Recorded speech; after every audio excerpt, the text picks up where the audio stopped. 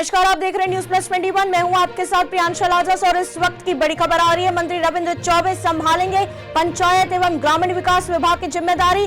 सदन सीएम भूपेश बघेल ने किया ऐलान। मंत्री टीएस सिंहदेव ने पिछले दिनों दिया था इस्तीफा। मंत्री रविंद्र चौबे संभालेंगे पंचायत एवं ग्रामीण विकास विभाग की जिम्मेदारी। हाल ही में मंत्री टीएस सिंहदेव ने दिया था इस्तीफा।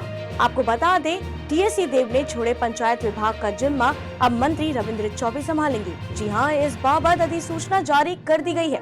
टीएस सिंहदेव ने पिछले दिनों पंचायत विभाग छोड़ दिया था। उनके पंचायत मंत्री पद से दिए इस्तीफे को मुख्यमंत्री ने स्वीकार लिया है। टीएस सिंहदेव अब स्वास्थ्य 20 सूत्री कार्यक्रम और वाणिज्य कर मंत्रालय देखेंगे। वहीं मंत्री रविंद्र चौबे संसदीय कार्य मंत्री, कृषि एवं किसान कल्याण संघ तथा जैव प्रौद्योगिकी, पशुधन विकास, मछली पालन और जल संसाधन के साथ पंचायत एवं ग्रामीण विकास देखेंगे। ऐसी तमाम जानकारियों से अपडेट रहने के लिए देखते रहिए न्यूज प्लस 21, आपके हक की बात।